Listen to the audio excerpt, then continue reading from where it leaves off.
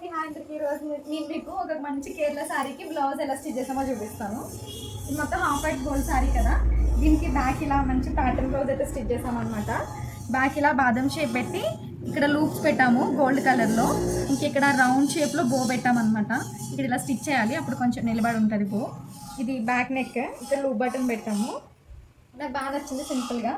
And front normal round నెక్కే చేసాం, princess కట్లో short hands అనమాట. బ్లౌజ్ డిజైన్ అయితే చాలా బాగా నచ్చింది. ఇంకొకటి వచ్చేసి నార్మల్ రౌండ్ నెక్లో బో పెట్టామన్నమాట.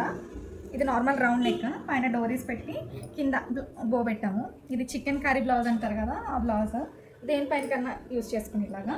ఇంకొకటి సేమ్ ఇదే చికెన్ కర్రీ బ్లౌజ్లో జస్ట్ బ్యాక్ ఓపెన్లో పోట్లీ బాల్స్ పెట్టాము. అండ్ హ్యాండ్స్కి కూడా ఇలాగ పోట్లీ బాల్స్ పెట్టామన్నమాట. అంటే 3 బ్లౌజ్ నెక్ డిజైన్స్లో మీకు ఏది నచ్చిందో కామెంట్ చేయండి. నాకైతే హాఫ్ వైట్ సారీ ఈ బ్లౌజ్ అయితే బాగా నచ్చింది. మీకు ఏది నచ్చిందో కామెంట్ చేయండి. నచ్చితే నా ఛానల్ని సబ్స్క్రైబ్ చేసుకోండి.